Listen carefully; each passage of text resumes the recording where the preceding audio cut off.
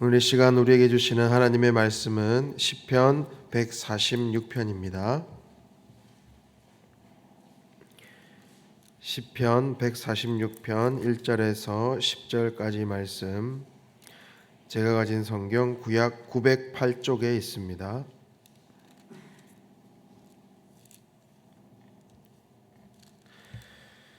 이 말씀을 한 목소리로 함께 읽겠습니다. 할렐루야, 내 영혼아 여호와를 찬양하라. 나의 생전에 여호와를 찬양하며 나의 평생에 내 하나님을 찬송하리로다. 귀인들을 의지하지 말며 도울 힘이 없는 인생도 의지하지 말지니 그의 호흡이 끊어지면 흙으로 돌아가서 그날에 그의 생각이 소멸하리로다. 야곱의 하나님을 자기의 도움으로 삼으며 여호와 자기 하나님에게 자기의 소망을 두는 자는 복이 있도다. 여호와는 천지와 바다와 그 중에 만물을 지으시며 영원히 진실함을 지키시며 억눌린 사람들을 위해 정의로 심판하시며 줄인 자들에게 먹을 것을 주시는 이시로다. 여호와께서는 갇힌 자들에게 자유를 주시도다. 여호와께서 맹인들의 눈을 여시며 여호와께서 비굴한 자들을 일으키시며 여호와께서 의인들을 사랑하시며 여호와께서 나그네들을 보호하시며 고아와 과부를 붙드시고 악인들의 길을 굽게 하시는도다. 시온아, 여호와는 영원히 다스리시고 내 하나님은 대대에 통치하시리로다. 할렐루야. 아멘. 우리는 오늘 이 질문을 가지고 말씀을 시작하면 좋겠습니다. 지금 나의 삶을 지탱하고 있는 힘은 무엇인가? 내 삶을 지금 지탱해주는 근본적인 힘은 무엇인가? 라는 것입니다. 우리가 종종 하나님을 의지합니다 라고 스스로 고백을 하지만 정작 우리의 삶을 돌아보면 때로는 눈에 보이는 것을 붙잡고 있을 때가 많죠. 든든해 보이는 사람, 또는 영향력 있는 관계, 또는 경제적인 안정, 또는 내 경험, 내 능력을 의지하며 살아가기도 합니다. 그런데 오늘 시편 146편은 이 지점에서 우리의 영혼을 흔들어 깨우는 것입니다. 귀인들을 의지하지 말고 도울 힘 없는 인생을 의지하지 말라. 이 말씀은 단순히 세상에 믿을 사람 없다 그런 교훈이 아니죠. 무엇이 참된 소망인가, 누구에게 인생을 맡길 것인가에 대한 그 신앙의 그 본질을 우리에게 말씀하고 있는 것입니다. 오늘 이 시편 146편은 이 시편 전체의 결론부에 해당하는 부분입니다. 그러니까 이 146편부터 이제 끝 150편까지는 이른바 할렐루야 시편이라고 불립니다. 그래서 이 시편 146편부터 50편까지의 내용을 보면 모두 할렐루야로 시작해서 할렐루야로 끝이 나고 있습니다. 이것은 이 시편 기자가 이 긴 인생의 여정을 통해서 마침내 도달한 그 신앙의 결론이죠. 바로 모든 것의 소망은 하나님께 있다. 그 결론을 이야기하고 있는 것입니다. 우리 1절, 2절을 다시 한번 읽어보겠습니다. 1절, 2절 말씀 같이 읽습니다. 시작. 할렐루야, 내 영혼아 여호와를 찬양하라. 나의 생전에 여호와를 찬양하며 나의 평생에 하나님을 찬송하리로다. 아멘. 이 시편 기자는 모든 상황을 설명하기 전에 먼저 본인 스스로에게 명령하고 있는 겁니다. 본인 스스로에게. 내 영혼아 여호와를 찬양하라. 내 영혼아 여호와를 찬양하라. 여기서 인생의 중요한 태도가 담겨 있습니다. 찬양은 기분이 좋아서 하는 그런 고백이 아닙니다. 찬양은요, 믿음의 결단인 것입니다. 내가 환경이 나아져서 찬양하는 것이 아니라, 내가 기분이 좋다고 찬양하는 것이 아니라, 하나님이 어떤 분이신지 알기에 찬양하는 것입니다. 간혹 이렇게 이야기하는 분도 있어요. 아니, 내가 상황이 좋아져야 찬양을 하지, 내가 여전히 이러고 있는데 내가 무슨 찬양이 나오냐, 내가 무슨 노래가 나오냐, 내가 문제가 해결이 되고 뭔가 좋아져야 찬양을 하지, 감사를 하지, 이런 이야기를 하는 분들도 계세요. 그러나 시편 기자는 이야기하는 겁니다. 내 생전에, 내 평생에 여호와를 찬양하겠다. 내 인생 전체를 하나님께 의탁하겠다. 바로 그런 고백인 겁니다.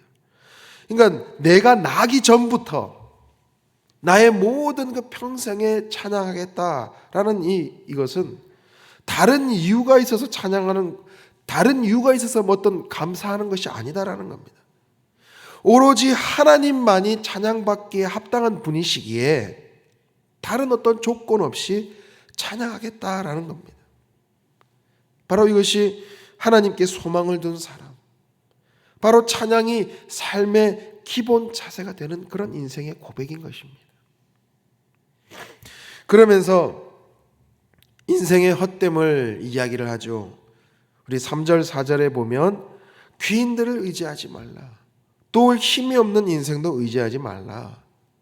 결국엔 그 호흡이 끊어지면, 그가 흙으로 돌아가면 그날엔 그 생각이 소멸된다. 여기서 귀인은 누구를 말하겠습니까? 권력자들, 지도자들, 영향력이 있는 사람들을 뜻하겠지요. 우리는 이런 사람을 만나게 되면 괜히 마음이 놓입니다. 이 사람이 도와주면 해결되겠구나. 이 사람을 내가 붙들면 뭔가 좋아지겠구나. 이런 생각을 합니다. 그러나 성경은 분명히 우리에게 말씀합니다. 사람은 도울 힘이 없는 존재다. 아무리 대단해 보이는 사람일지라도 그 사람이 그 권력을 잃으면, 또는 그 사람이 그 호흡이 끊어지면 우리의 어떤 계획과 우리의 그런 영향들이 다 사라지게 된다는 겁니다. 예수님께서도 마태복음 7장에 말씀하셨습니다. 반석 위에 집을 지은 사람과 모래 위에 집을 지은 사람, 두 사람이 있지만 겉보기에는 다 집입니다. 그런데 비가 나고 청수가 나고 환란이 닥쳤을 때 그 결과는 확연히 드러나게 된다는 겁니다. 말씀을 의지하지 않고 인생을 의지하는 인생, 귀인을 의지하는 그 삶은 모래 위에 집을 지은 것과 같다는 겁니다. 겉으로 보기에는 화려합니다. 멋있어 보입니다. 그러나 인생의 폭풍이 오면 무너질 수밖에 없다는 겁니다. 사람은 유한하고 변하고 언젠간 사라지기 때문입니다. 그러기에 우리는 하나님께 소망을 두는 인생이 되어야 합니다. 우리 5절 말씀 같이 한번 다시 읽어보겠습니다. 시작. 야곱의 하나님을 자기의 도움으로 삼으며 여호와 자기 하나님에게 자기의 소망을 두는 자는 복이 있도다. 아멘. 여기서 분명히 선언하고 있는 겁니다. 복 있는 사람의 그 소망의 방향이 올바로 되어야 된다는 겁니다. 내가 어디에 소망을 두고 있는가? 여기서 야곱의 하나님이라는 이 표현이 참 우리에게 와닿습니다. 야곱의 인생이 어땠습니까? 실수도 많았고 참 연약한 그런 부분도 많은 사람이었습니다. 그러나 그의 인생이 무너지지 않았던 이유는 결국엔 그가 하나님을 붙들었고 하나님께서 그를 붙들어 주셨기 때문입니다. 우리가 분명히 기억해야 될 사실은 우리가 하나님께 소망을 둔다는 것은요, 아무런 문제가 없다는 것이 아니에요. 그것이 아니라 문제보다도 더 큰 하나님을 신뢰한다. 바로 그것이 하나님께 소망을 둔다는 것입니다. 그러면서 시편 기자는 이제 하나님께서 그러면 어떤 분이시기에 찬양받기에 합당하시며 어떤 분이시기에 우리가 그분에게 소망을 두어야 되는가? 그래서 이제 6절에서 9절까지 설명하고 있습니다. 하나님은 어떤 분이십니까? 천지 만물을 지으신 창조주 되신다는 겁니다. 이 한 가지만으로도 우리는 하나님께 소망을 둘 이유가 확실한 겁니다. 그리고 어떤 분이십니까?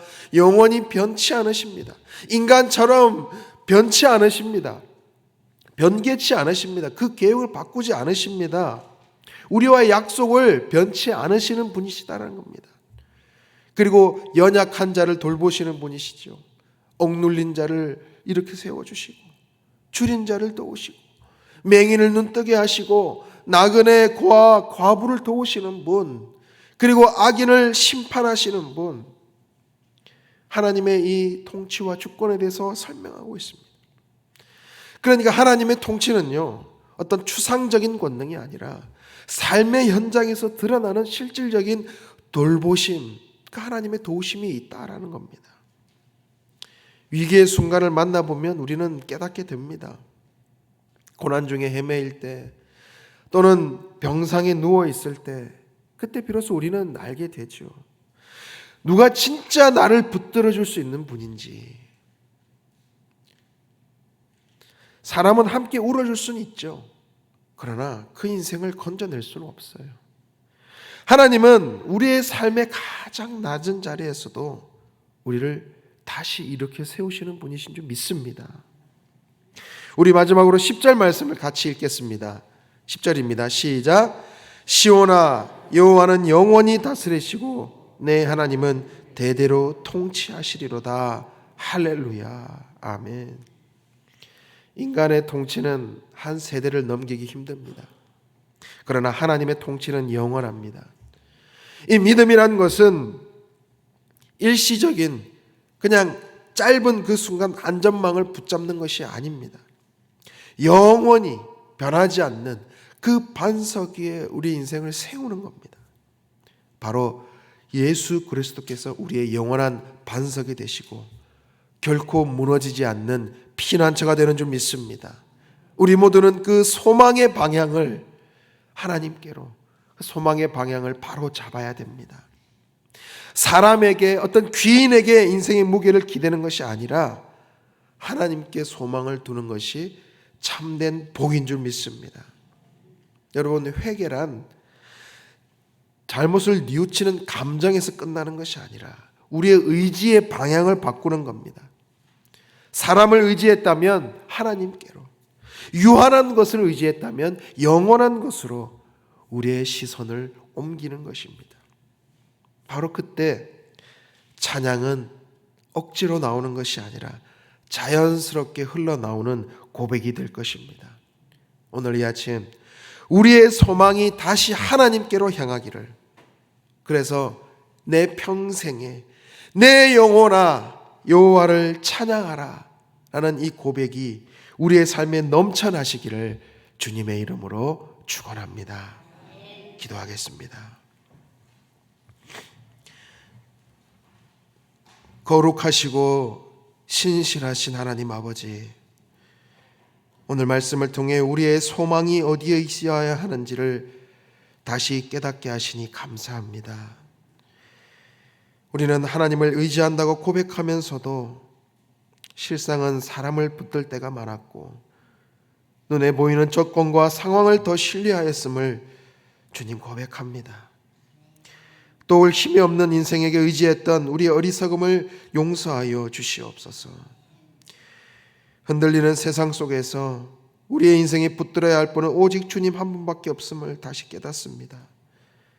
사람에게서 실망할 때마다 하나님께 더 가까이 나가게 하시고, 인생의 무게가 무거울 때 주님을 더욱더 깊이 의지하는 믿음을 허락하여 주옵소서. 남은 내 생애 동안 조건과 형편을 넘어서 내 영혼아 여호와를 찬양하라 라고 고백하며 살아가게 하시고, 하나님께 소망을 두는 복된 날을 날마다 경험케 하여 주시옵소서. 우리의 영원한 반석 되신 예수 그리스도의 이름으로 기도드립니다. 아멘. 주님께서 가르친 기도 드리겠습니다. 하늘에 계신 우리 아버지, 아버지의 이름을 거룩하게 하시며 아버지의 나라가 오게 하시며 아버지의 뜻이 하늘에서와 같이 땅에서도 이루어지게 하소서. 오늘 우리에게 일용할 양식을 주시고 우리가 우리에게 잘못한 사람을 용서하여 준 것 같이 우리 죄를 용서하여 주시고 우리를 시험에 빠지지 않게 하시고 악에서 구하소서. 나라와 권능과 영광이 영원히 아버지의 것입니다. 아멘. 우리 말씀을 기억하며 함께 기도하기 원합니다. 사람과 환경이 아니라 오직 하나님께 소망을 두는 믿음을 허락하여 주옵소서. 삶의 연약한 순간마다 우리를 붙드시는 그 하나님의 신실하심을 경험하게 하여 주옵소서. 억눌린 자를 끝까지 돌보시고 책임지시는 하나님의 손길을 느끼게 하여 주옵소서라고 함께 기도하기 원합니다. 성령으로 충만하게 하셔서 오늘도 마땅히 기도할 바를 알게 하시고 이를 통해 모든 것이 합력하여 선을 이루시는 하나님의 손길을 경험하게 하여 주옵소서. 이단 세력을 놓고 기도합니다. 세상과 교회를 어지럽히는 신천지, 통일교 등 이단 세력들의 거짓된 정체가 밝히 드러나게 하시고 예수 그리스도만이 유일한 구원자이심을 열방이 깨달아 알게 하여 주옵소서. 가정을 위해 기도합니다. 부모는 자녀들을 말씀으로 바로 양육하고 자녀들은 주 안에서 부모에게 순종하여 믿음의 본인 되는 우리의 가정들이 되게 하여 주옵소서. 우리 시니어 세대가 말씀과 하나님과 동행하는 의미 있는 삶을 살아가며 다음 세대에게 선한 영향력을 전하는 귀하게 쓰임받는 세대 되게 하여 주옵소서. 오늘 수요 전도대가 전도할 때에 담대히 자랑스럽게 복음을 전하게 하여 주시고 또 수요 기도회 가운데 강력한 성령의 임재를 경험하는 은혜의 자리가 되게 하여 주옵소서라고 또 그 교회의 환우들을 위해서 또 입원 중이고 수술을 앞둔 성도들을 위해서 또 각자의 기도 제목으로 계속 기도하며 나아가겠습니다.